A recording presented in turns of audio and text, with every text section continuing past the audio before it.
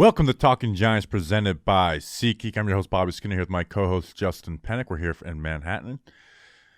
And that's it. The Giants have a 2022 draft class. They drafted 11 players, 2 cornerstone pieces, some other good pieces. The first draft of the Joe Schoen era. We're going to break down all 11 picks. We're going to kind of talk about some overall draft thoughts.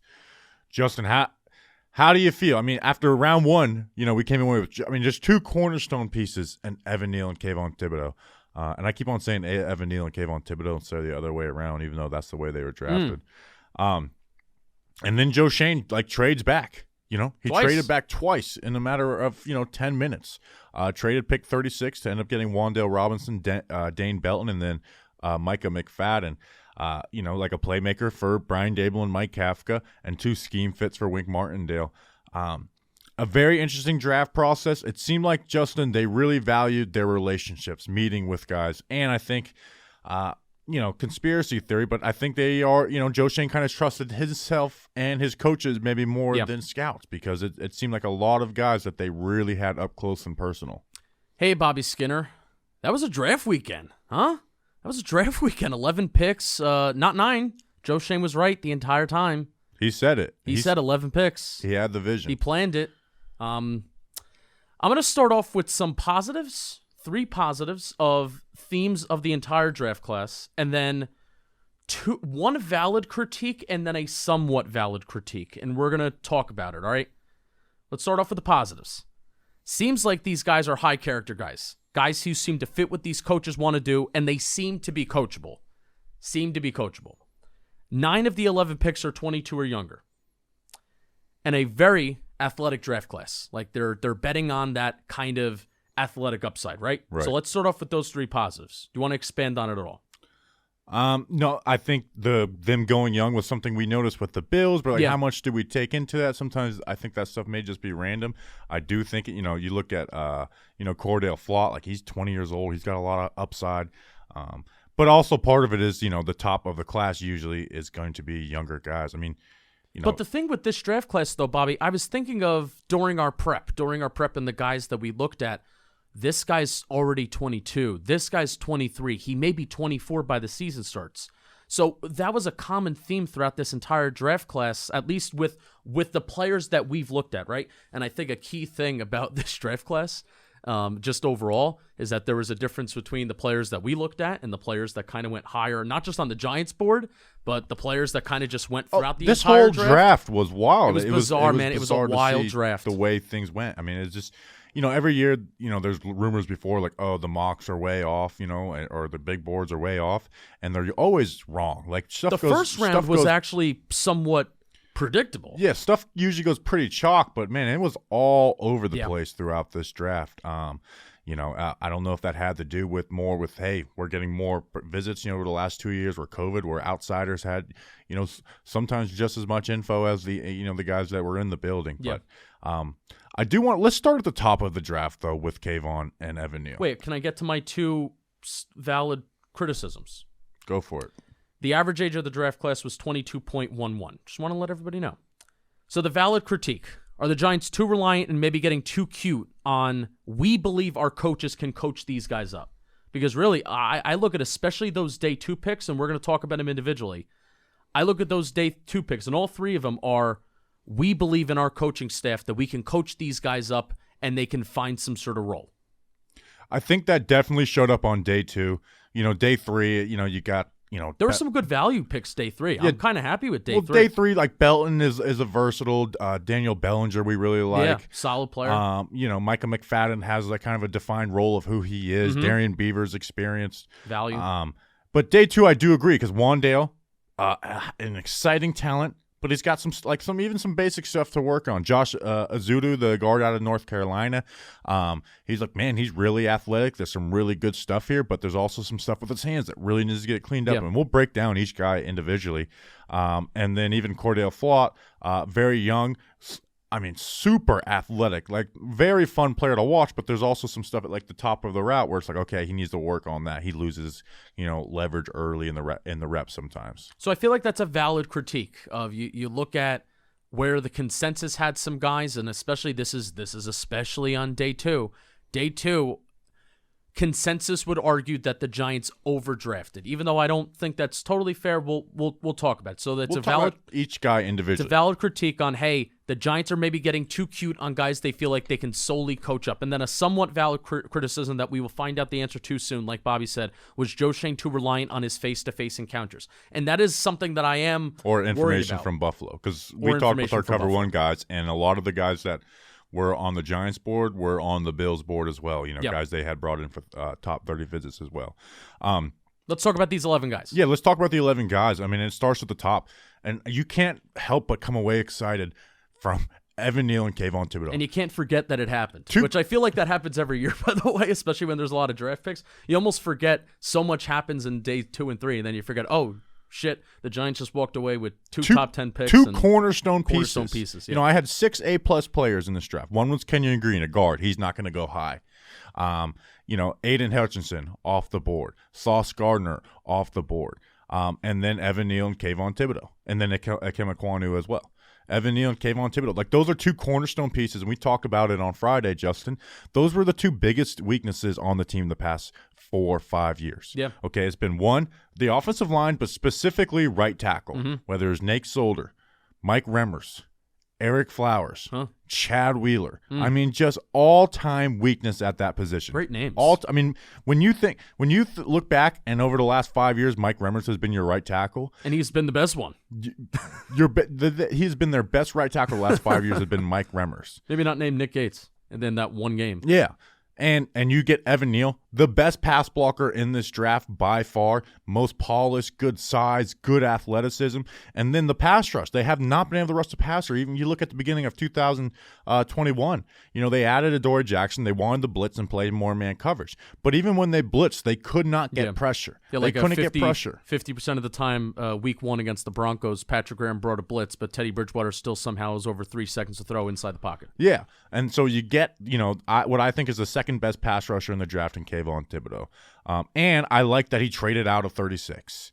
I think that was Wan'Dale was kind of at the top of their list, and we looked at all the guys that went between 36 and that 43rd pick, and I don't think any of those guys were the target. I think Wan'Dale was the target. You can call him a reach. I don't think any of us had him there, but also kind of like Kadarius Toney, you can see the vision. He can do things that other guys can't do that maybe you had rated higher at the position. Yeah.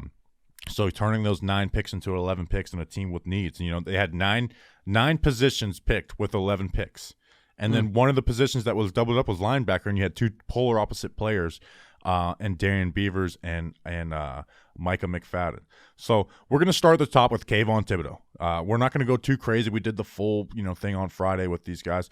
But the second best pass rusher in this draft, Justin, great get-off that consistently opens offensive tackles' hips, uses his hands violently but could use more pop.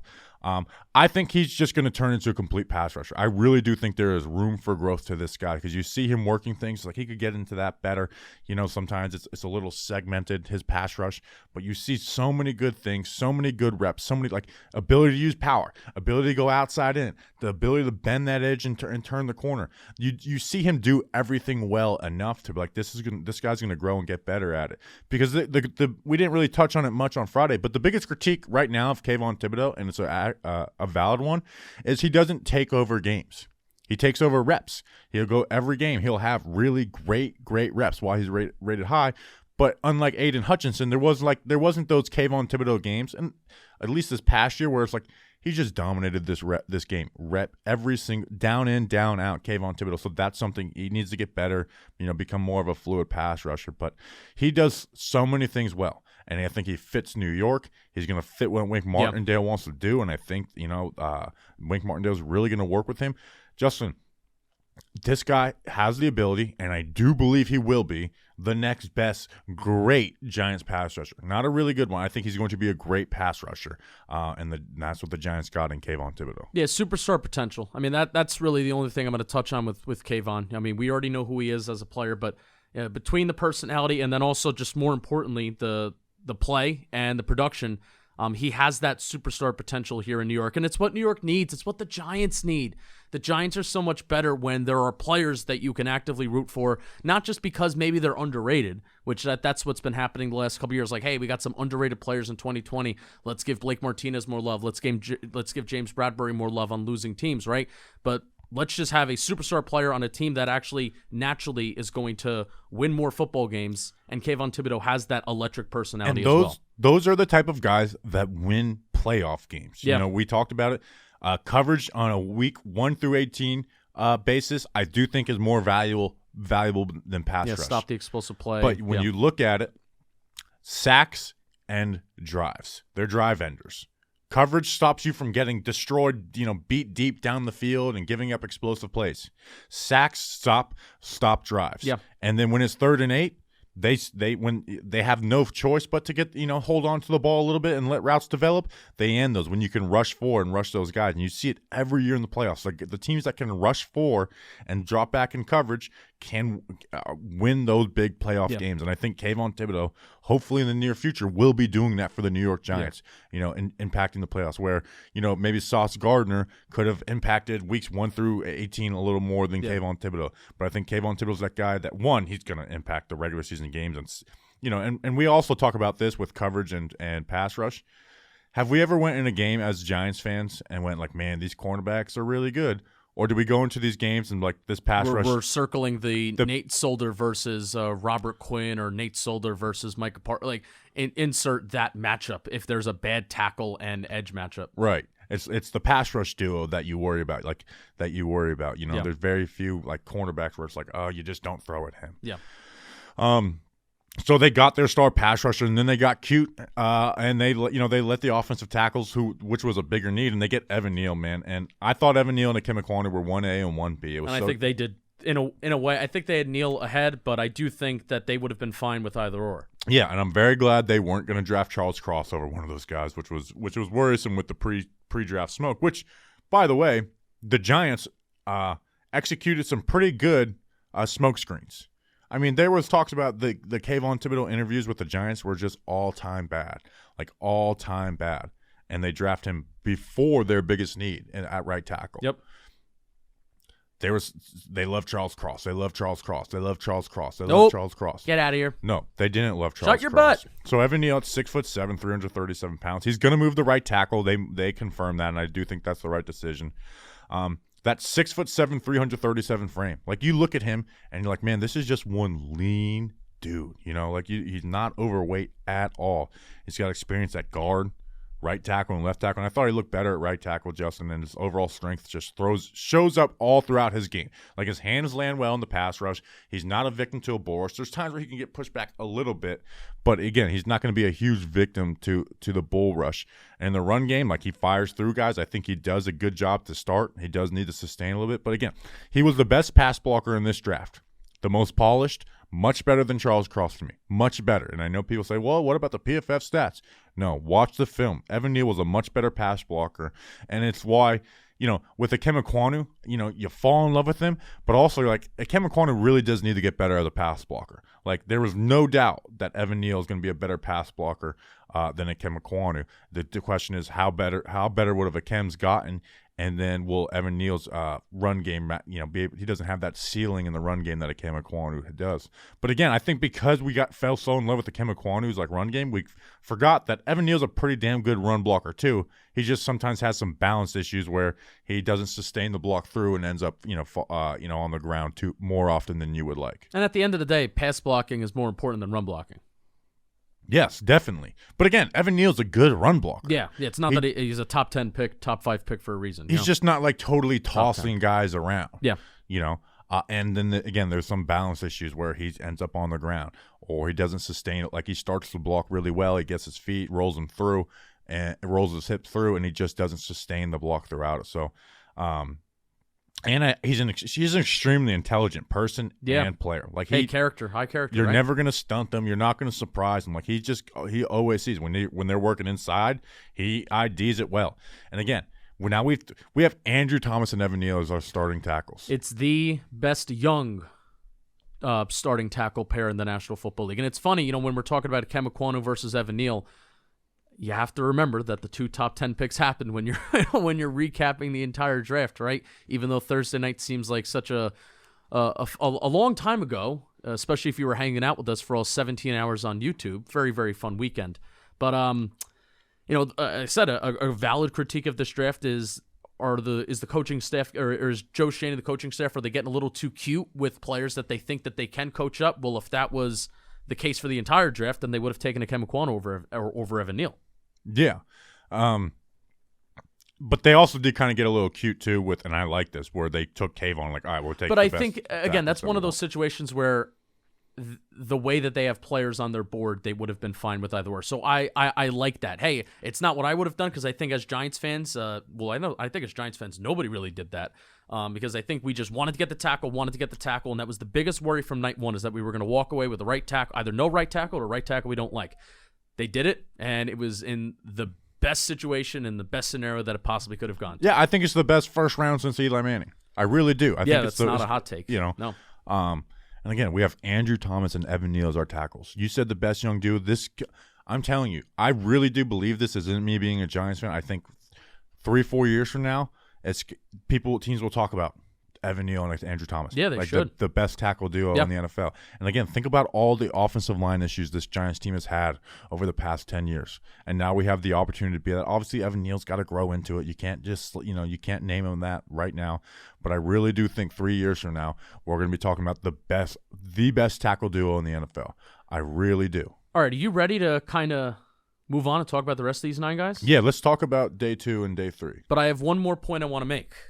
You talked about on your draft day speech about the 2018 Colts draft, how they had a lot of picks and, hey, all of them didn't hit, but it's still one of the best draft classes that we consider over the last 10 years, right? Do you know when the last time the Giants had 11 draft picks? The David Deal draft. Yeah. Do you know what year? No. 2003. 2003, the Giants had 11 draft picks in one class. That is the last time that they had 11. Osi Umenyiora, David Deal, David Tyree, and then William Joseph, a little bit of a disappointing first-round pick, but I believe he is a Super Bowl champion. 2 really good players, and 1 player who provided the biggest moment in team history. We view this as one of the best Giants draft classes ever. So let's keep that in mind. Again, this entire draft month, between some of the episodes that I've done with Bleeding Blue, looking over draft classes, looking over the best picks by round. Hey, there's 11 picks. If Kayvon Thibodeaux and Evan Neal are the kind of studs that we think that they can be, and the Giants maybe walk away with 2 other quality starters that we're looking back maybe 4 years from now saying that these guys are good, then I think that's a good draft class, right? Yeah, there's context and there's nuance, but right in a vacuum. Yeah, like Wandale, needs to be a good player. One of Ezeudu or Flott needs to be and then you find like a solid player on day 3 or maybe even 2. And that started with Wandale Robinson, the wide receiver out of Kentucky. He was picked in the 2nd round, 43rd overall. Obviously, the Giants traded back twice. This was a very surprising pick. Like, let's be real, this was not on our radar. Most people viewed him as like a 3rd round pick. And at 5'8", 178 pounds, like he's a smaller guy. Ran a 4.44 40, the Wendy's 40. But he put up a ton of production. And I think this player is one of the more nuanced players to talk about in the draft. He put up 1,300 receiving yards this past year at Kentucky, transferring from Nebraska.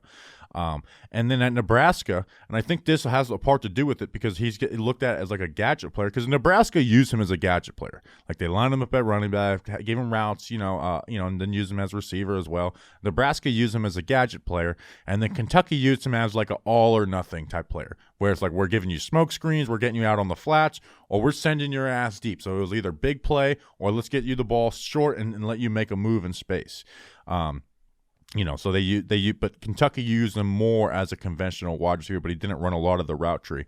But again, his speed is really good. Not great for his size, but really good. He's quick more than fast. Yes, very quick, but he plays strong. Like, the bench press reps, like he's cut up. He had the most highest number of bench presses in the class this year at wide receiver. Short arms, obviously, like 27-inch arms. But again, like he's cut up and he runs through guys. Like he's a really fun to watch. Like his cuts are just really good, and he knows how to set guys up with leverage when he has the ball in his hand. And they're going to try and get him out in space. That's what Brian Dable did in Buffalo. They had shorter receivers with Cole Beasley, Isaiah McKenzie. The Chiefs had some shorter receivers, obviously Tyreek Hill, but Wan'Dale's not going to be Tyreek Hill.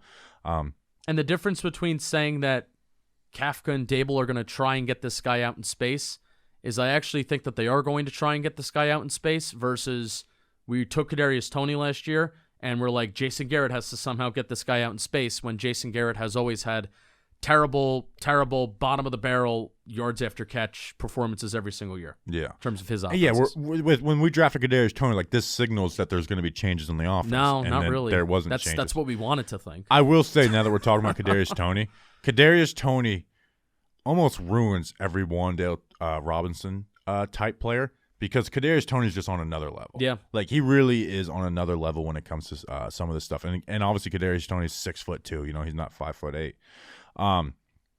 As far as route running, like his best route running is when he's getting deep. He works leverage and they'll cut inside, worked on crossers. The slot fade, which was something that Daniel Jones had a lot of success with Golden Tate. And like Toney, you can move him inside, outside. I do think Wan'Dale's going to line up mostly in the slot.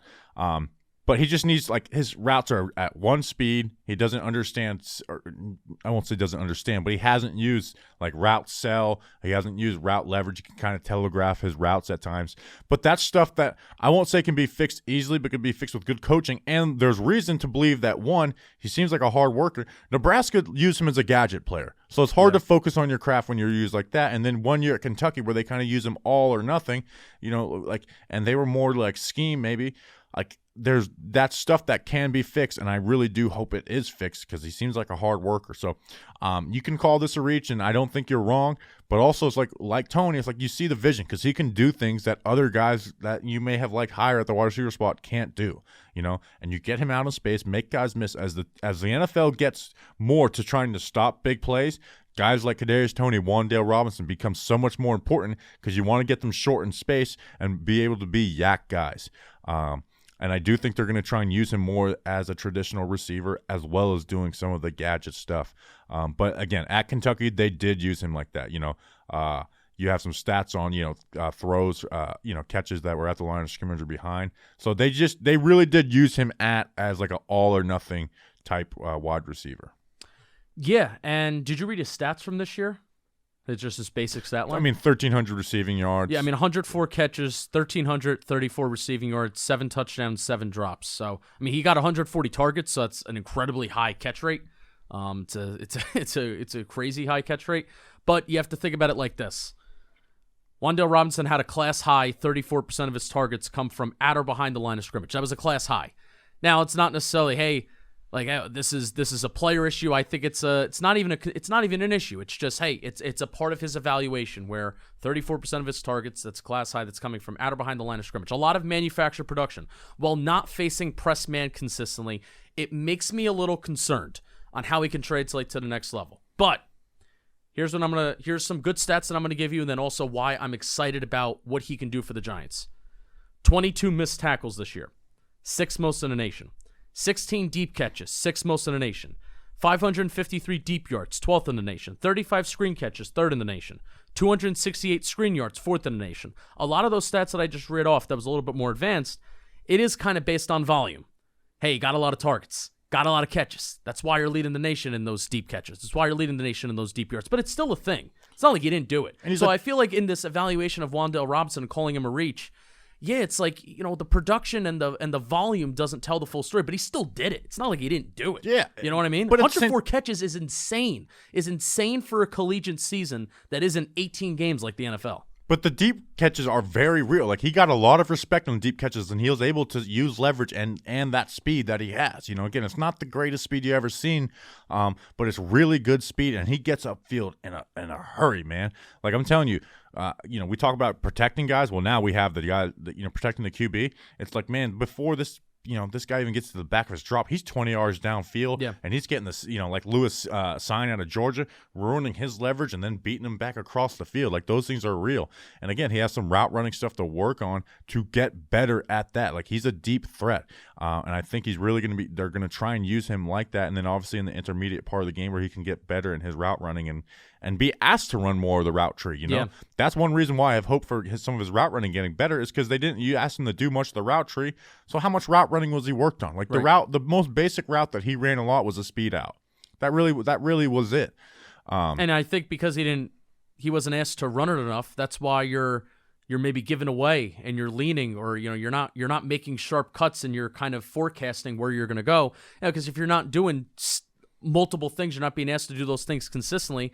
He needs coaching. Like, Wandale Robinson needs coaching in terms of his route tree and stuff like that.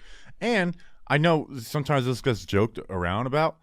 He has that dog in him. He really does. Go look at Iowa, that last drive of the game. They needed 80 yards to win the game and score down 4. Needed 80 yards. You know how many fucking yards Wandale Robinson got? Whoa. 86. Because he'd make a play, they'd take a sack. He'd make the play, they'd take a sack. Then he'd made that final play before they punched it in at the 1 yard line. That type of stuff. Will Levis, man, laid him out the dry, where he took some freaking hits and was able to hold on to the ball at times. And something that doesn't get mentioned a lot, there's a lot of times where it was thrown behind him and he would just contort and make a play on the ball. Like, there's a lot to like about Wandale Robinson. If you liked other wide receivers before him, I'm not going to tell you you're wrong, because there was guys I like, but there's things that Wandale Robinson can do that other wide receivers in the NFL can't. And this is something that Brian Dable has used. They've used shorter guys. They even call them the Smurfs in Buffalo. Well, even I almost think, man, does Kafka and the Chiefs, I'll say the Chiefs and not Kafka, but do the Chiefs not have a little bit of a better pedigree of taking these kind of funky, average, meh wide receivers and still having an explosive offense? Now, it really helps when you have Travis Kelce and Tyreek Hill, but I think that's what almost makes me feel a little bit better. Where if this was the Bills, then all right, you sign Cole Beasley and he's Cole Beasley, he's good. You got Gabriel Davis would be the one guy that's like, oh, this really worked. But it's those two brains that are coming together that make me feel good. And listen, if you have to manufacture targets, I'm cool with it. Like, I don't mean to talk about this 34% targets coming from behind or at the line of scrimmage as a bad thing. If you have to manufacture those targets, I'm cool with. And one of the things that our offense has had in common the last couple of years, and this is a bad thing, there's no easy plays, Bobby. There's no easy plays. Everything is so difficult. There needs to be perfect timing, perfect blocking, the perfect pre-snap read.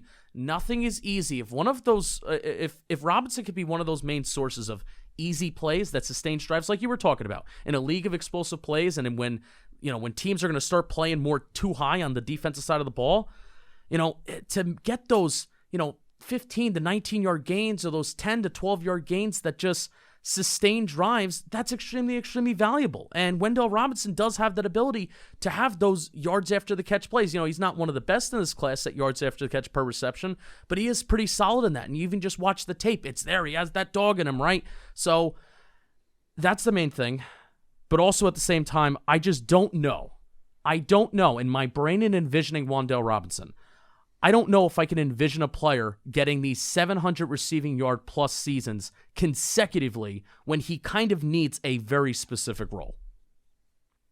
That's my worry. To start, he needs a specific role, but again, his route, he has the ability to become a really good route runner and learn how to be like an every down slot wide receiver. He has the speed, he has the agility, he has the ability to work. And again, Nebraska used him as a gadget player. They didn't ask him to be a slot wide receiver. They used him as a gadget player. And then Kentucky, I really like their offensive coordinator. I think his name is Liam Cohen. They were using him as all or nothing, and it worked. It worked for the tune of 1,300 yards. And they used him as over 100 catches. They used him as an all or nothing player, and he still found a way to get 104 catches. Yeah, well, no, I mean, when I say nothing, I don't mean nothing on a play. I mean we're either going freaking 20 plus, or we're going to the line of scrimmage. So like it works, so like, again, I think sometimes we forget about college coaches. It's not to make these guys the best players. It's to get the most wins. Yeah. So it's like, would I rather work on, your route running, or should I work on, getting you wide ass open in space, or throwing you a smoke screen, because I know you can do a lot with that. So I think this pick is going to be evaluated on the Giants traded down twice, and guys like John Mechie, Jalen Tolbert, Alec Pierce, Sky Moore, they all went after Wandale Robinson was picked. All wide receivers who at least the consensus had ranked ahead of Robinson. And I think that's going to partially be how this draft pick is evaluated. The only one name you mentioned, Sky Moore, is like Alec Pierce. Alec Pierce that you would put. I think Wandale and Sky were kind of on the same level. Alec Pierce is the one where I was like, man, that one hurt a little bit, because Alec Pierce he's big. But they're also two very different types of players, and probably it comes down to Joe Shane and Kafka, Brian Dable and Kafka don't have that type of vision for what they wanted to add a wide receiver. Right. Like a bigger guy. All right, let's hit the next pick.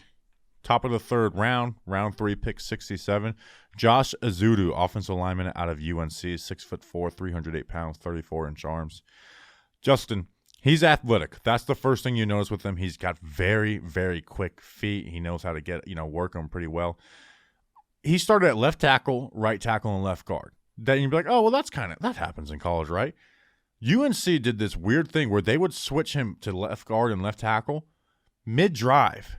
And it's like Joe Judge on steroids. And he did well at it. Versus FSU. He was moving to left tackle, and they'd have him face him against Jermaine Johnson. And guess who won the matchup? I just mixed up matchup and battle. Sure. Who won the battle versus Jermaine Johnson? Ezeudu. Joshua Ezeudu is the one who won that battle. So again, very athletic for the wide zone with technical work needed is like just the main bullet point. He's just very flexible with very quick foot speed. Like, you watch him in pass pro, his feet are constantly moving. They're just high, like good foot chop. And he just really flexible hips. You put him in the outside zone, he flips his hips. You use him as a puller, like you see him get out and move and work angles. If a guy, jumps, like tries to jump in, bam, he's turning there with him. Like, that's the thing that shows off is the athleticism with those quick, rapid feet with just like a great mirror and lateral ability for that guard spot. Here's the main thing he needs to work on: his hands. His hands are really bad, and I do think I wouldn't throw him into the starting lineup right away, even though he would be the most athletic guard on the team. Like on the team. Yeah. That includes Mark Lewinsky. He would be the most athletic guard on the team, because his hands need real work. In pass pro they come in like low, and their outside doesn't punch as great, and in the run game that's where they're the worst, is in the run game. They come they don't even just always come in like high and late.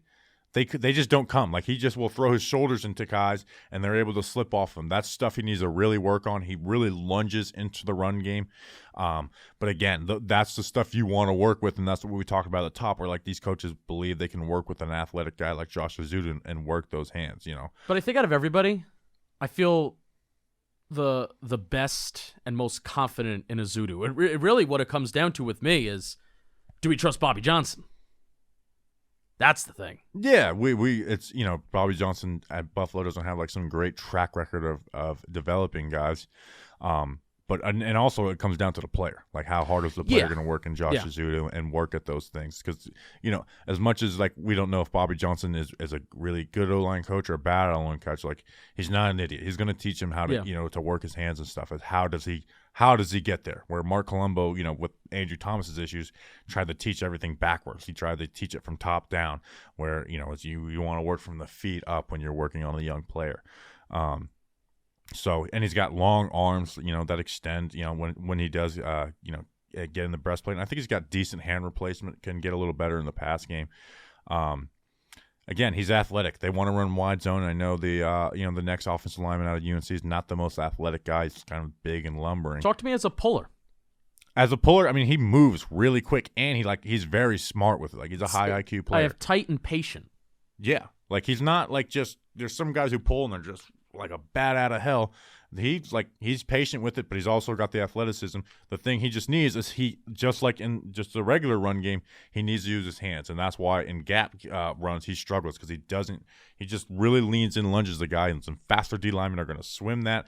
They're gonna have him falling on his face. They're gonna jump out of one gap, and he'll end up leaning forward and whiffing on a block. Like that stuff needs to get worked on. But when you're running the wide zone where it's more based on feet, like he does a really good job getting out there, moving in space, and then flipping those hips around and sealing guys off. All right, so how do you fix the hands? I mean, you just work on it. Like it's working on the sled, working in practice. Work your hands. I'm not going to coach him up on this podcast, but like that needs to be the emphasis with him. People are going to call this a reach. I actually don't mind him being picked in this third round. Like I don't get too much caught up on like where I say guys, but I had him like as a late third. I feel more confident. And this is where I will get a little bit like I don't like this pick as much. It's not because he was picked in the third round, but Dylan Parham to me was a much better prospect. Like I think Dylan Parham was a late second round, the guard out of Memphis. He was 6'3". You talk about weight issues. Well, Josh Ezeudu was 5 pounds less at an inch taller. Now Ezeudu I think has a better anchor than Parham, but Parham to me was a good solid above player than Ezeudu. I like a guy like Zach Tom. Not as much higher than Ezeudu, but higher. That's what the hang up is that Dylan Parham was on the board. But I do like Josh Ezeudu. And if he really works on those hands, he's going to be a good pass blocker, and he's going to be good in that that wide zone run scheme. Projection comparison. I'm sure people want to weigh him against Will Hernandez. So let's start with him, and then maybe we'll go to like Lemieux. I mean, he's just a totally different player than Will Hernandez. Will Hernandez was kind of slow in short area. He kind of wasn't as flexible, but Will Hernandez kind of brought that punch with shorter arms and was kind of like good in that gap stiff, and he couldn't really move as well. So he's like a very different player than Will Hernandez. Shane Lemieux. More athletic. You already said that. Way better mirror ability. Which is Shane Lemieux's biggest issue is mirror ability. But Shane Lemieux. Shane Lemieux in the 30 snaps that we saw against Denver was mirroring pretty damn well. Shane Lemieux was better with his hands Shane Lemieux was better with his hands in the run game and the gap scheme, but he's not as flexible as able to run that outside zone, and he has short arms. So again, I think the hope is that Shane Lemieux work your way back. Ezeudu, give him some time. Yes, give Ezeudu some time. Again, this is year one of a rebuild. You don't need to rush these guys in. Let them work on their craft instead of just throwing them in. Now, don't get me wrong. Week 4, if Shane Lemieux's playing bad or Max Garcia's playing bad, am I going to want to see Josh Ezeudu? Yes. This is a question that I'm going to ask you with the lineman. Ezeudu, Max Garcia. I mean, Max Garcia's been in the NFL for a long time. It's a tough question, but I like putting you on the spot because you're the O-line guy. Yeah, I mean, Max Garcia's he's been in the NFL for a long time. He's not very good. But if you're asking me to play tomorrow, yeah, I'm playing Max Garcia. Okay. He doesn't have those as bad issues with the hands. I like his feet. Man. I'm a sucker for players that are active, players that are keeping their feet chopping, players that have a wide base. And those are some of the things that, hey, when Justin Pennick turns on a computer and he starts watching some players, and especially offensive line, I'm looking for good feet. I'm looking to, I can't stand when guys' feet are in cement. It's like you're an NFL player, and I can get I can get leaning sometimes, but if your feet are just stuck in cement and if you're not agile enough to kind of keep those feet chopping, then I think that's a huge problem. So it's nice to see that part of his game is already there. It's already established. That wide base seems to be kind of strong, seems to be a good athlete. So, hey, just get those hands right, man. Yeah. So, and, you pay attention to some other guys like Dylan Parham in the league, but Josh and again, they worked at, Bobby Johnson worked these guys at the UNC Pro Day. Joe Shane said he watched them live in a couple of games, which means he was watching them while he was at Buffalo. So they seem to like him. There's he seems like just a really good person. I like Josh Ezeudu. Yeah. All right, the second, third round pick. Before we get into that, we're going to read an ad. Yes, this episode is sponsored by Roman. When the moment for intimacy arrives, you got to be ready. You got to be Roman ready. You're celebrating the Giants draft pick.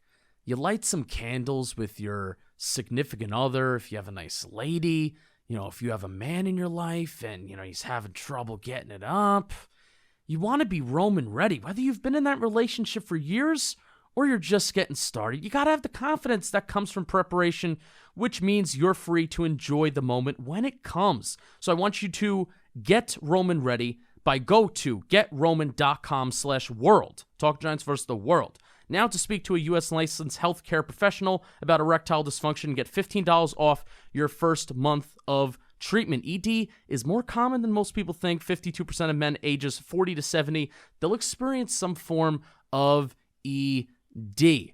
I love Roman, how it's discreet. There's a U.S. licensed healthcare professional that will work with you to find the best treatment plan. If medication is appropriate, it ships you free with 2-day shipping. Love that. Shipping can sometimes be a biatch. Love that. So go to getroman.com/world today. And if you're prescribed, get $15 off your first month of ED treatment. Make sure you're ready to have the confidence and control this summer. Breaking news. Tom Pelleroso. After weighing the options, Justin Ross will be signing with the Giants as an undrafted free agent with $250,000 worth of guaranteed money. I don't believe you because sometimes you pull my chain. It says with $250,000 guarantees. So I think he was holding out for the most guaranteed money he can get. It's a swing. Oh, so this seriously happened. You're not pulling my chain. Yeah, I mean it's a okay. Here's the thing: is people are gonna have all these expectations, and if he gets cut, people will freak out. But I don't think people will worry about it too much though, because I'm lying. I was literally about to change my name back to Justin with the Y. Come on, man. Kind of get and Justin Ross. That's not funny. I think that was the longest. That was the funny. longest you ever went with. Yeah, because you called me out on it, so I had to double down yeah. on it. Are we done with the ad? Yeah, we're done with the ad. All right. Round 3, pick 81. Finish off day 2. LSU cornerback Cordale Flott, 6 foot, 175 pounds. So he's light. He needs to add a little weight. And he does look skinny on the field, but 30 and 1/8 inch arms. Justin, he's fun. He is a fun player to watch, and he's only 20 years old. He's a long, skinny, fast athlete that he's one of the youngest players in this draft. Yeah, he needs some work, and he operated mostly as a nickel. Also, I can see eventually him working to an outside corner in the NFL. Nickel right away, and that's what they said. But I can see the vision that down the road he can work outside. Is it just as simple as that projection as gain more weight? Is that the projection? No, he needs more. I think he needs more technical work, which we'll get to. He is fast as hell, man. Like his speed is really good. His change of direction speed is beautiful, and he just when he's in a back pedal, he explodes out of that back pedal. He can when he gets connected, he sticks in that hip, and if he's not, he recovers well and can get into the catch space and get those arms out there. But he is a little bit of a project. Again, he's young, but they didn't throw him at a lot, man. He was athletic as hell. I just think here's what his weaknesses are and why he is this athletic guy who's being taken in a late third instead of a second round. Although I do think if he had some good coaching next year with Brian Kelly and LSU and he stayed for a year at 21 years old, I think he's an early day 2, late first. I think he's one of those guys that rises. That's fair. I agree with that. That's why I like this pick a lot for Wink Martindale, even though the whole consensus will call it a reach. But the reason it's called a reach is one, he's a nickel corner, but not much press experience. I think he struggles at the release. Which can be rooted in footwork. He will lose leverage, and then at that time he'll overextend. So when they're breaking on a curl, it's okay, then he's playing from behind at that time. And there's times where he does get beat deep, not always get the ball thrown, but he does get beat deep. But at nickel, you have a little more safety help. There's just too much space there. And there's a couple missed assignments that I saw and not great pattern recognition.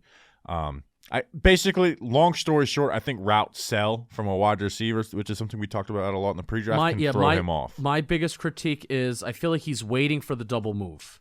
I feel like he's waiting for a wide receiver to have a double move and then go upfield. Whereas, trust your instincts, this guy's just running a crosser. He's just going to cut in the middle of the field. He's waiting for that double move for that guy to cut straight upfield.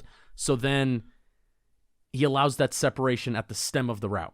And I think honestly think that's his main issue. But sometimes he'll allow that separation. He has that quickness. He has that speed to fit in that back guy, that the guy's back pocket, and then he can make plays on the football, which I think that's honestly one of the best parts of his game, is that sometimes he does leave that little separation. He has that closing speed, and then boom, he makes plays on the football, and those guys were crossing routes. And the crossing routes, defending those crossing routes is so huge in a man coverage system like Wink Martindale runs, because crossing routes are man coverage beaters.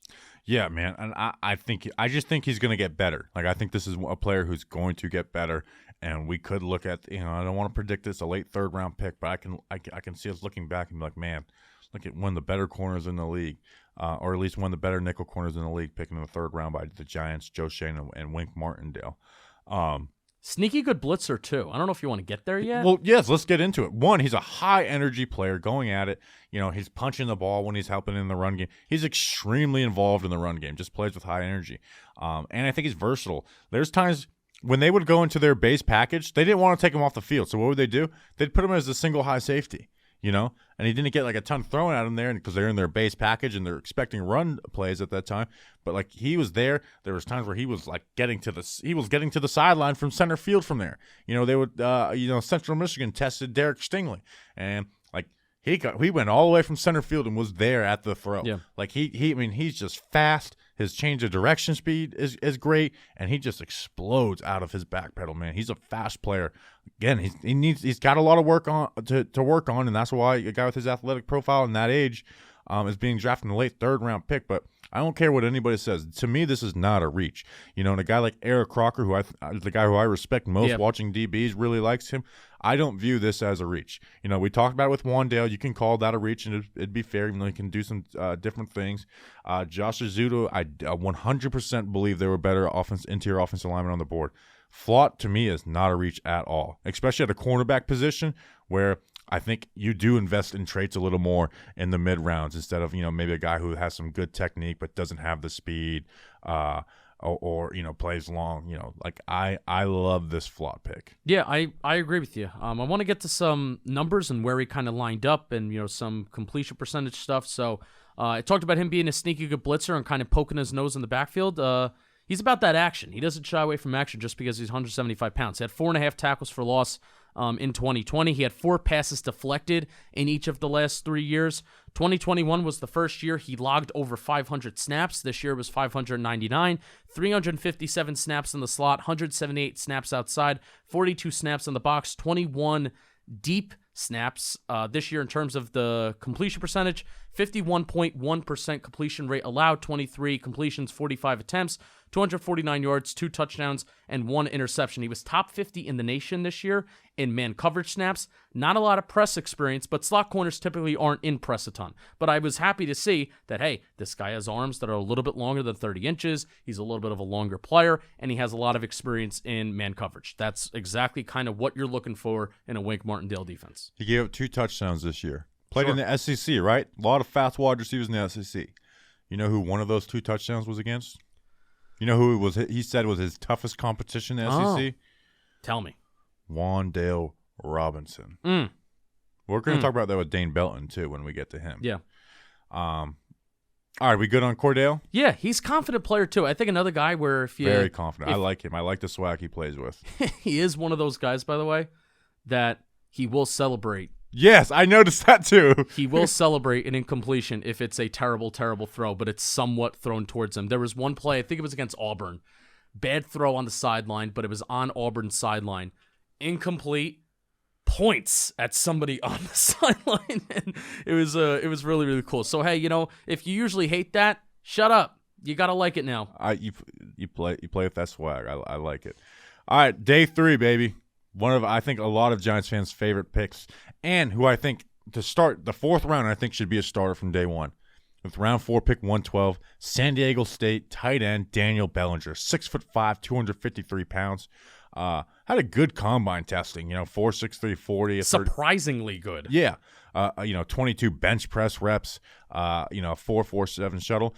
His stats at San Diego State weren't good. A lot of that was scheme. I thought Jimmy Ruckert got a lot of, he's going to have more production in the NFL because scheme.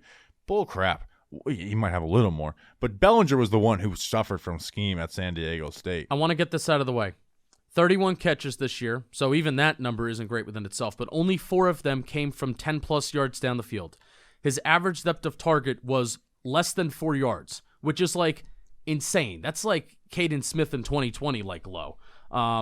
0 drops in 2021, 4% drop rate in his career. So those are some of the stats that, hey, you don't really love the not being targeted deep down the field, but that's not due to any of his kind of doing or his ability as a player. Well, again, his speed is, for his size, is pretty good. It's modest, Yeah. It's not great. And please don't share him with me, Travis Kelce's relative athletic score. We need to cancel relative athletic scores. It seems like everybody has a perfect relative athletic score. These are NFL players. They're supposed to be athletic. And again, with that speed, he's a solid player, but he doesn't have like that wow ability where he's stretching the field or anything. The best thing about Bellinger is that, like, hey, you're taking in day 3, so I'm sure you're not going to be an elite ball player. But the nice thing about Bellinger compared to a lot of other tight ends in this class is that he's not weak in any particular area. He like Agreed. there is no like strong weakness where you can really That's what I wanted in my tight end. where you can point to him and say, hey, unless you're an elite guy, unless you're just this elite like Kyle Pitts kind of prospect, where that you should be expected to do that. But day 3, to just be like this reliable football player, I think Daniel Bellinger is going to easily be a reliable guy, and he has that upside where he kind of can give you something, whether it is being physical, sneaky athletic. So Bellinger is certainly not a boring player, and he's certainly not a bad player at day 3. And again, he's going to have more production in the NFL. Scheme screwed him. Again, we kind of knew 4th round was going to be the sweet spot for the tight end, and they get that and Bellinger. Yeah. And I talk about, his speed isn't great, but his get off is good. A lot of times it's there's a guy who can run long, but his get off isn't good. There's a lot of tight ends that kind of lumber off the line. He does not. Whether that's as a run blocker or whether that's in the pass. He looks like an athlete getting off the line of the scrimmage, and getting into and out of his routes. It's very smooth. Like, he's very smooth. Now, part of that is he can round his routes out a little bit too much, and he's not like getting these great cuts on them. But you mentioned 0 drops. That's not just him catching the ball. He's a technician catching the ball. Like, he catches, if you're a wide receivers coach and you're working on catching, watch. He has teach tape the way he catches the ball, because he catches it and he tucks it and gets it upfield. You know how Joe Judge used to, we'd always see him highlights. Oh, yeah. Like, that was his thing in training. He wouldn't have to do it with Daniel Bellinger. Like, he does that really well. And again, he's not going to get you a ton of yak, being elusive, but he fights for every single yard he can get. And that paired with that ability to, catch, turn, tuck, get upfield, that's really nice. And as a blocker, he's not a great blocker right now, but he fires in the blocks. He fires into them well. He doesn't sustain them all the times, and when he's singled up against a guy, he can get shed, but he pins down really well. And I think he's, with that frame, with that that fire in the blocking game, he's going to become a better run blocker, grow into that in the NFL. Justin, this is what we've been wanting from a tight end, is what Daniel Bellinger is. Again, not some huge speed mismatch who can't block. Like you said, he's solid enough at everything. That's what I want out of my tight ends, and that's what Daniel Bellinger is. And that was a huge need for the Giants, because at the end of the day, Ricky Seals-Jones and Jordan Akins shouldn't be your starting tight ends. And again, we try to have realistic expectations on this podcast and with the draft, but I don't care if he's drafted to start around 4.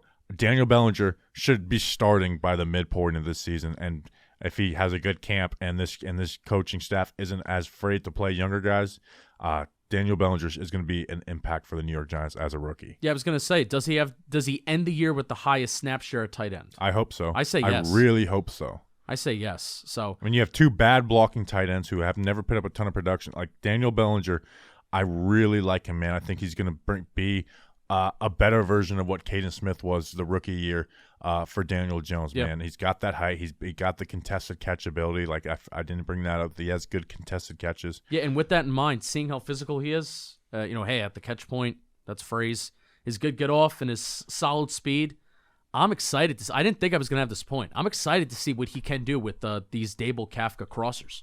I think he can be a weapon in that. There's, I think I liked a guy like Jake Ferguson more. I couldn't envision a guy like Jake Ferguson running those crossing routes over the middle of the field. But Daniel Bellinger, hey, he's not going to beat anybody with speed, but I could see it. I could see him doing it. I had him as the 5th tight end. The only guy that I had above him that was available was Charlie Kohler. That was the only one. Here's how I think Bellinger's going to separate himself in the NFL. where he can go from an average to good tight end. I think he needs to get in this mindset to play like a madman. Play like a madman. Play like a bat out of hell. I think he does, though. I mean, you watch him when he has the ball in his hand after the catch. As a blocker, I don't think he does. He fires off in the blocks. I want him to drive people. I think he's got to get better with some of his technique and stuff. Like I think his technique issues. He I think fires what he does, off the ball well. Well, I know. Okay, you can fire off the ball. A lot of tight ends get into the block passively. He doesn't do that. But you can fire off the ball, but he kind of just seals the edge. All elements of the game. I think playing like an absolute madman, whether it is because he's not going to be elusive with yards after the catch, be more than just a thumper, run people over, push guys off the ball. I think not just sealing the edge as a blocker as well. I think he does do that. I mean, you watch sometimes when he gets his catch, and there's like 5 guys around his ankles trying to tackle him. He's just fighting, churning. And again, the blocking issues, like I don't think it's about like him playing tough or harder.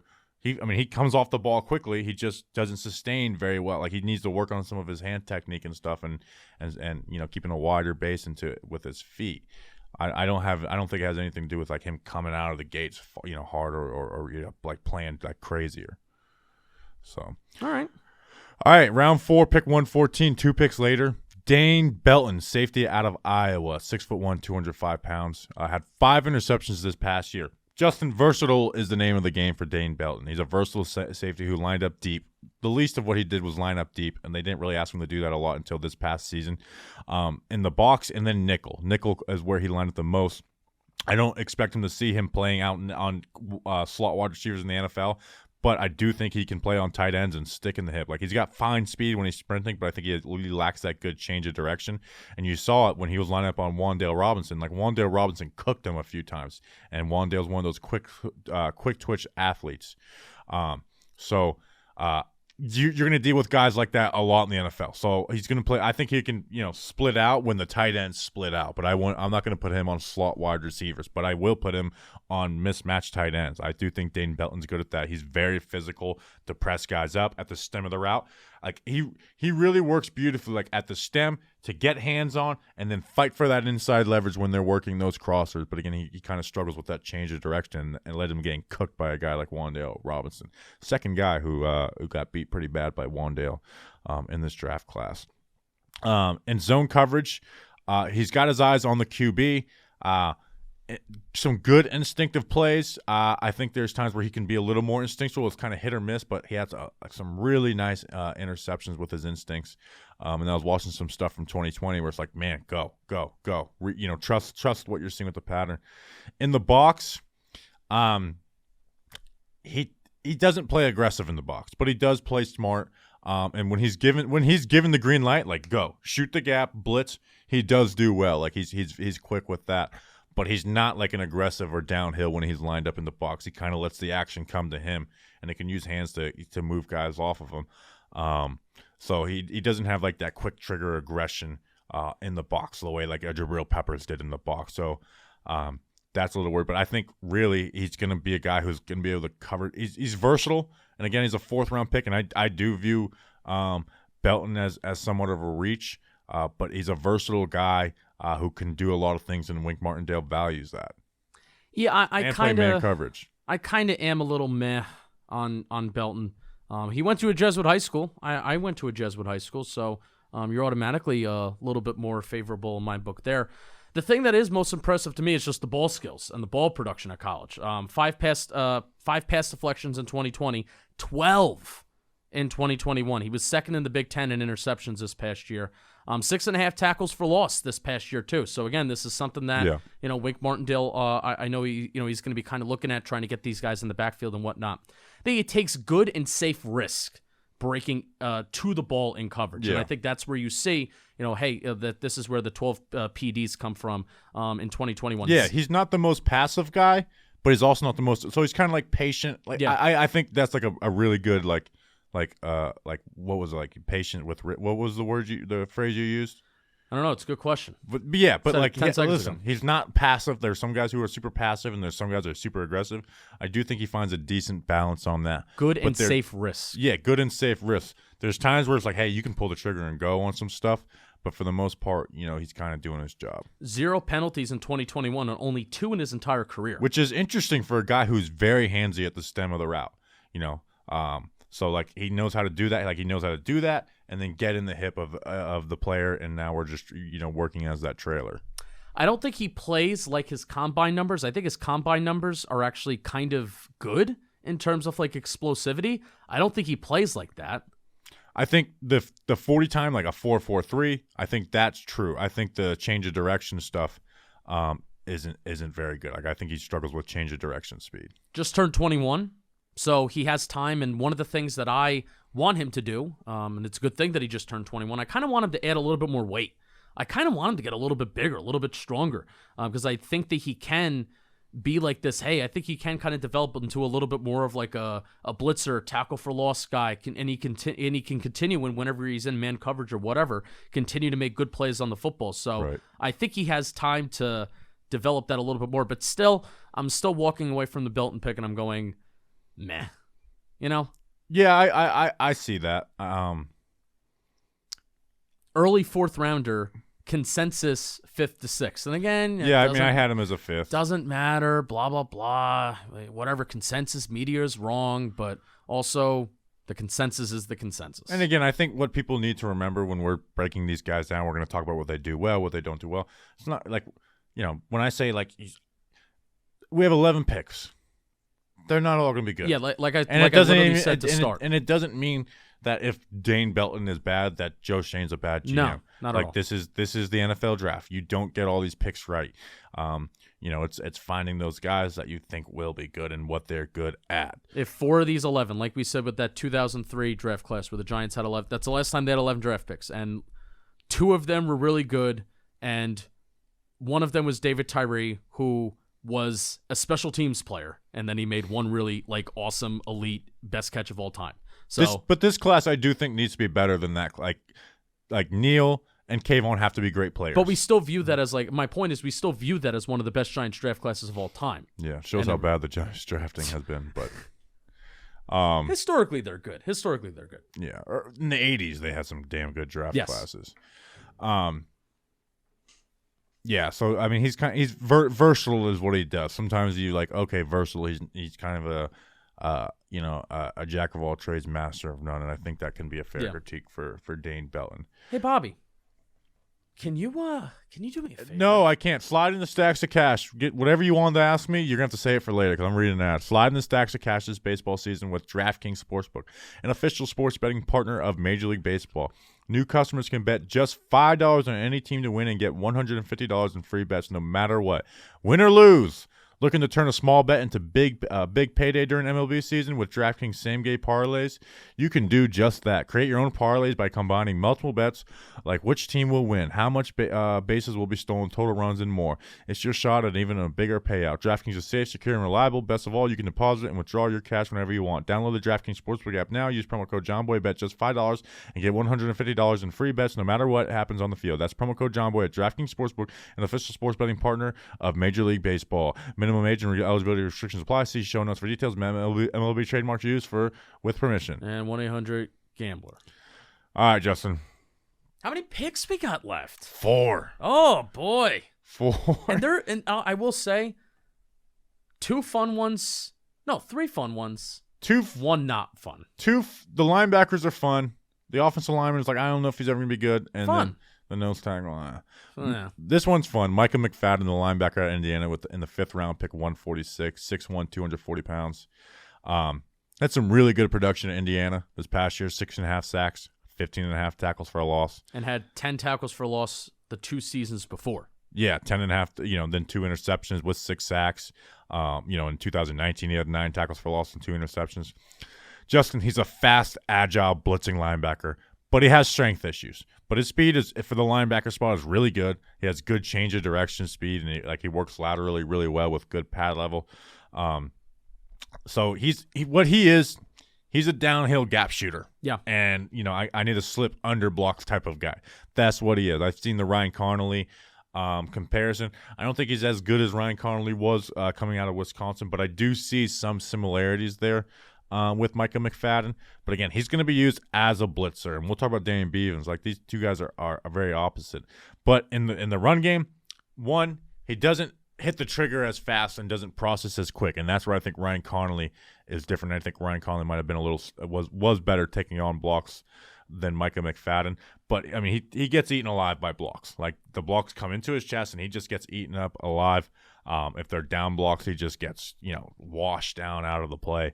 So the strength is a major issue. Again, he gets eaten up on blocks when he's blitzing, because he is a blitzing linebacker, and it gets good hands. He just gets stonewalled. He gets popped. Now he fights and continues to fight through and can make an impact, but that initial one, like, he's not the linebacker that's going to come and just bring the pop to an offensive lineman and get him on his heels. That being said, in coverage, like, really good in man coverage. All right. Like, linebackers don't cover tight ends in the NFL that much anymore. He can cover tight ends. I mean, he can run. He can get his hands in the hips and zone coverage. He plays with some decent instincts. When he's playing, shallow zones, he's rerouting guys. So again, he's speed and agility, and that quick trigger when he's blitzing. That lateral ability. He's going to make offensive linemen look silly at times. It's just with Micah McFadden, the reason he's here at round 5 is he just can't be that every. Like, when you're playing against a gap scheme, he's going to get eaten alive by blocks. I like Micah McFadden, Bobby. He's fun. I like him. He's a fun player. These are the players that I fall for. I fall in love with them. The balls to the wall. Go, go, go mentality. Fast, explosive, agile. Plays like a madman. Plays like a psychopath. High-intensity player. Love guys like that. Whenever he makes a good play, too, if you like flow sideline to sideline, gets up, always has, like, some kind of reaction from it. And I like that. 2019 and 2020, I'm going to give you a little quiz. There's a certain category that the Ravens led the league in 2019 and 2020. They led the league in this category, and it's going to be very, very important for how Micah McFadden could possibly be successful with the Giants. What is that category? Inside linebacker blitzes. Be a little bit more general with the blitzes category and, like, the result of them. A-gap blitzes. A-gap blitzes. How about untouched pressures? Untouched pressures. Untouched pressures, you are correct. 2019-20, that was a very vague question. 2019-2020, the Ravens led the league in untouched pressures. So guess what? If Micah McFadden can't handle the contact, if he can't handle the strength of interior offensive linemen, if he can't handle that, Wink Martindale, get going, bud. Get going with scheming this pressure up. Because if Micah McFadden is untouched, he's going to cause, we're late enough in the show, he's going to cause fucking mayhem. And I love that. And he's going to be more valuable on third down. When it's 3rd and 8, you can line him up down at the line of scrimmage on the A gap, where you're like, hey, he's going to get a one-on-one. He can make an off. You feel good about him dropping back in the coverage, right? Exactly. So it's not one of those things where it's just, hey, if you're out here, we know what you're going to do. It's, hey, if you're out here, we don't know what you're going to do. Yeah, you can use him in disguise look. So he's, again, he's a 5th-round pick, but, like, he can be a weapon for Wink Martindale. Again, he's not going to be that every down. He's on 2nd and 1. Are you going to necessarily want him in the game? No. But he can be a weapon for Wink Martindale. I think he's already a career special teamer. We're at the point in the draft where I guess we have to mention those things. A career special teamer has a very, very large neck. Did you notice that? No. Did you ever see a picture with him without wearing a helmet? Very, very large neck. It looks like his head and his neck is like that's a linebacker connected as one body part. Whereas 47 for John Lynch. So kind of rooting for McFadden. That's kind of sick. I'm rooting for McFadden to get 47. A guy, how old is he? Do you have the age on him? I will look it up right now. Give me 1 second. And he's wearing it for John Lynch? That is kind because of that's a football guy right there. We both grew up with John Lynch for a hot sec. So see, like, I'm surprised, he's 22. I'm surprised 22-year-olds kind of have that John Lynch, memory to to like wear that number for him. So I hope he gets to keep number 47. I do too. All right, next on this list, nose tackle out of Arizona State, round 5, pick 147, DJ Davidson, 6'3", 327 pounds. He's the only oldie on this list. Like, he's going to be a grandpa at rookie camp. He'll be 25 years old when the season starts. He's like Velus Jones Jr. old. This is the pick. Can I mention something? Yes. Cordell Flott is a cousin of Velus Jones Jr., and I did not bring that up before. We should have brought that up. Shit. Where did Velus go? He went kind of early. He went round 3. Yeah. Good for him. This draft was nuts. Yeah. This is the pick I like the least. He is a nose tackle. He's older. I think he has a little too much upper body weight on him. He's an average athlete for like that nose tackle spot, and he's just simply a 2-down run stuffer. His best get off, I think, is like he has decent get off, but he's never will be a pass rusher. His best thing is he has like the upper body strength, which is good for wrestling matches, and he'll have his eyes in the backfield. And if a running back's coming through his gap, he can shed and make that tackle right there. But that's where like that's where the buck stops. That's where the compliments stop for me. He plays, and this is a major issue. He plays just so high. Watch him play, man. His pad level. I mean, he plays straight up and down. And that's an immediate turnoff. Especially at 25 years old, man. I don't get turned on. Especially when you're going to be 25 years. Like you need to be able to play with better pad level. He plays way too high and stiff. Like, and there's too many times where he's giving up ground or being pinned down. You know, so again, he's got good upper body strength, good hand strength to shed blockers for tackles. So he puts up some decent tackle numbers. But he's just he's an inconsistent player who's not going to make enough good reps to play. Like I was hoping that when they drafted this guy in the 5th round, it's like, okay, maybe this guy can overtake Justin Ellis at some point. But I honestly don't think DJ Davidson will ever be a guy who plays more than 15% of snaps in a season. Yeah, Lance Zierlein had a round 7 grade on him, and I'm pretty sure I had him as I didn't do him pre-draft, but if I did, I would put him as a UDFA. Yeah, I'm pretty sure friend Dane Bugler of the Athletic. Brugler. Good Lord, you did need it to get that 75 right. times. Got it wrong this weekend. He had him as a 7th pick. All right, so not a priority UDFA. But yeah, DJ Davidson.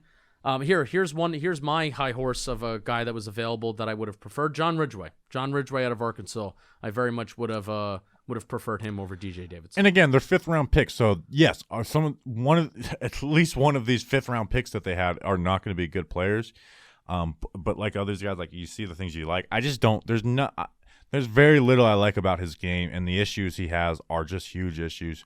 Usually, I find a guy in every single draft where I just don't see it. Last year, it was Gary Brightwell. 2020, it was T.J. Brunson. Yep. And Chris Williamson, who both have never even been on, never like played a. I think T.J. Brunson got 2 snaps in 2020 on defense. Good for him. The year before that was Chris Slayton, out of Syracuse, who never got any playing time. This year, my guy is DJ Davidson. So. Congrats, DJ. What if all the draft picks listen to this podcast and like, man, these guys are pretty, they talk about what you're good at and you get Man, feel bad for DJ Davidson. He's about an hour and 10 minutes in. He's like, all right. They've had some critiques, but they've been like, all right, cool. And then they get to me. I'm like, shit. All right, let's get to these last. Whoa. One thing. I'm getting. Hey, listen, it's 2:15 a.m. I'm getting a little loopy. All right. DJ Davidson wears glasses. I wear glasses. And he kind of has he kind of has the Rashawn Slater look going. He does look like Rashawn Slater. He's kind of got that look going. Maybe moving the tackle. 2 good-looking men. He's a good-looking guy. Yeah. That's a compliment. Next on this list. Plus. Round 5, pick 173. You're like, round 5 again? Yeah, we had a ton of freaking 5th round picks. Traded back twice. Draft. So we had 4 5th round picks. This was the last of them. Marcus McKethan, interior offensive line, out of UNC. So we got 2 teammates on the team. Look at that. You're thinking, interior offensive lineman. What's his size? 6'6", 340 pounds, and 35.5-inch arms. Sit down. This guy is a mammoth of a human being. A mammoth. And for that size, I think he's a solid athlete for his size. But he's not going to be just be described as a good athlete. But for his size, like you would think like, 5th round, that size, this guy's going to be just slower than dirt. He's not. But he doesn't have good athleticism, and he is a bit stiff. But his strength and his anchor are just unreal. Marcus is never going to suffer from a bull rush. Like his anchor is just a thing of beauty. Pass pro, I think his feet are good to start, in the run too. But again, like Joshua Ezeudu, his hands are really bad. Like they come in wide, they clamp. Sometimes they're clamping on the back of his shoulder back of the shoulder pads, and it's every single time it's high and wide. Where Ezeudu's can be a little low. Coming low, like they're coming from the behind his back. They're coming from so freaking wide, and he struggles with foot speed, like his mirror ability. Part of that too, though, is like when they would slide, and this is something he needs to work on. Is like they'd have a slide protection, he'd be left uncovered, and there's pressure. Like there's a guy on his inside shoulder, but because he's sliding to the right, he just like was ignoring that, and leaving it to the center. Like I think he needs to have better awareness helping out guys next to him when he's left uncovered. And then again, like that foot mirror speed can get him the troubles versus, faster NFL pass rushers on the inside. But when he does get those arms out, I mean, he has those long arms that keep guys out of his chest. And again, he's never going to be knocked back. He's never going to be bull rushed.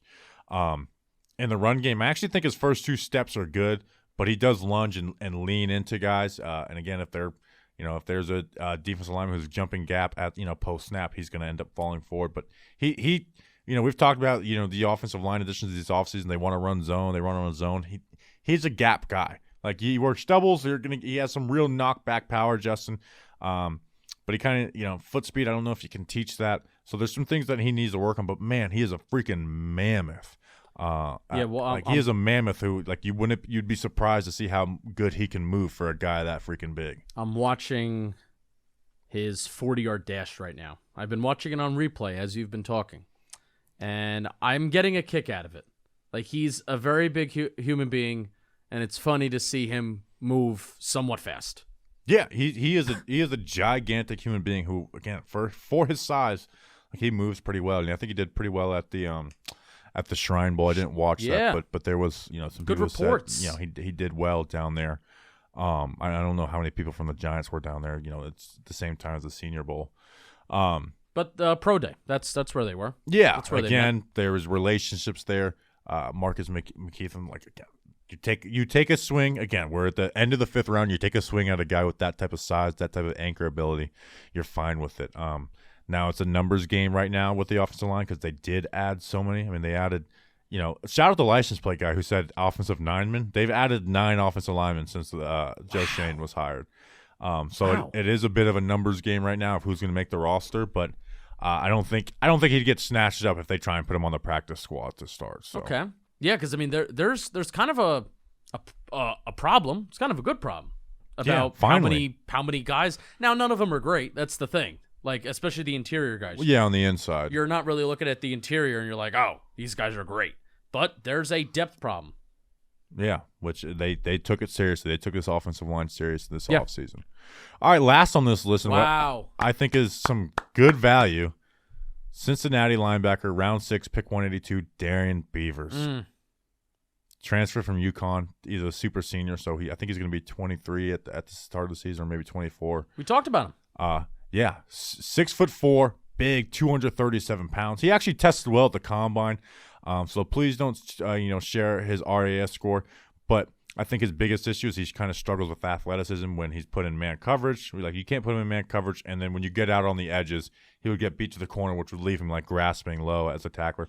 But he's just a big, thumping linebacker, and he plays like it. Old school. Yeah, he's an old school linebacker, and he's very versatile. Like, you can move him out as outside linebacker, and he just very active hands to shed blockers and ability to slip under. Like, he's a very competent linebacker for what we're getting in round 6. A lot of people were like, when this guy was picked, they're like, oh man, I had him 3rd round, 4th round. This was the why I think I was a little disrespectful to Darrian Beavers when we first talked about him, because again, I kind of view prospects in the lens of where you're picked. I love Darrian Beavers as our final pick in the draft. And there's a lot of people that are calling, Darrian Beavers the biggest steal of the Giants draft class. So, thinking of that we could get this guy, thinking of being a little afraid that Darrian Beavers could be a Giants 3rd or 4th round pick, and now he's our final pick of the whole draft. Right. I love it. Yeah, I had him as like a late 4th is where you're comfortable, and then you take him in the 6th. Yeah. And again, I also should share my draft grades aren't perfect. It's not like a number. It's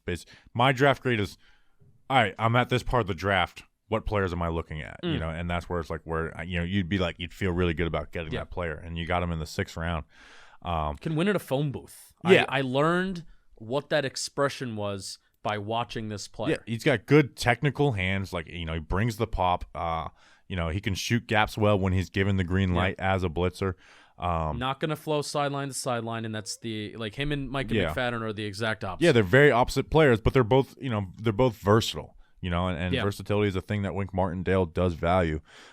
In coverage, I think he's adequate in zone, but he's never going to be like a help, and man coverage will give him issues. But again, this was a guy who was a big part of that Cincinnati defense that had a lot of good players.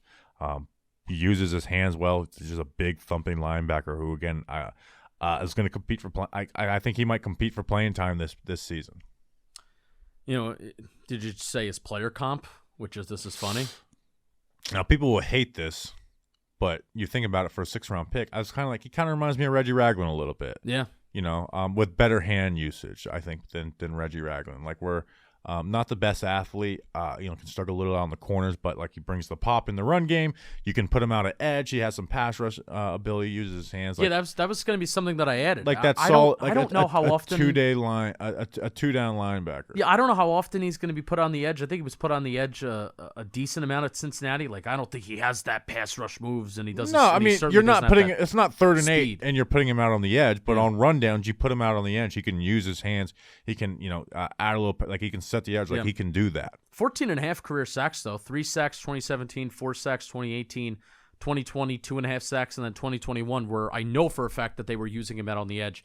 He had 5 sacks. So he did some good things out there. Yeah, a very solid 6th-round pick. Like, we were excited about this pick. Yeah. All right, that's 11 draft picks. Wow. Man, doing 11 draft picks makes this episode a little more stressful. Bobby, we have conversations on our pre-draft episodes and our draft preview episodes. Like, hey, let's keep it like 8 players. 8 players, an hour, wrap it up. Now we're at 11.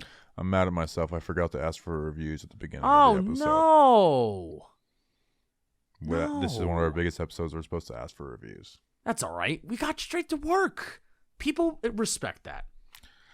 Well, I will say, and I always end this episode with a thank you. This draft stuff, it's a lot of work. It's one of our biggest days of growth, if not the biggest. Weekend, not just day. Yeah, it's a weekend of growth. This weekend, it's very big for us. We have a lot of fun doing it. We enjoy it. It's fun. I feel like we're pretty good at it too. You look at our track record, we've done pretty well.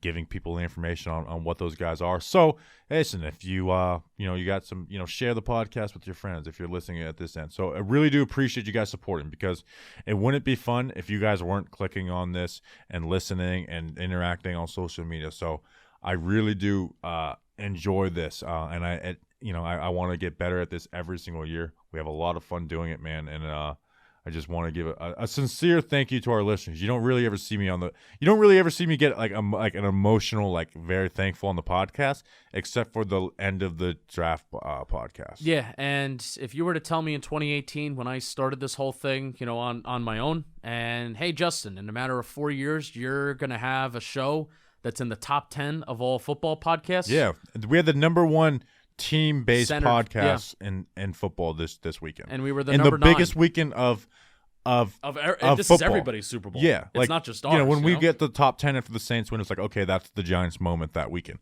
This is everybody. Everybody builds to this, and to see us as the top-rated team podcast, that was really cool, man. And I know our successes are your guys' successes, because Talking Giants is one big family. It is Talking Giants versus the world. That's not just a saying. That truly is how we feel in this landscape. So we do appreciate you guys, man. We really do appreciate Thank you. This is a long episode, but it needs to be long.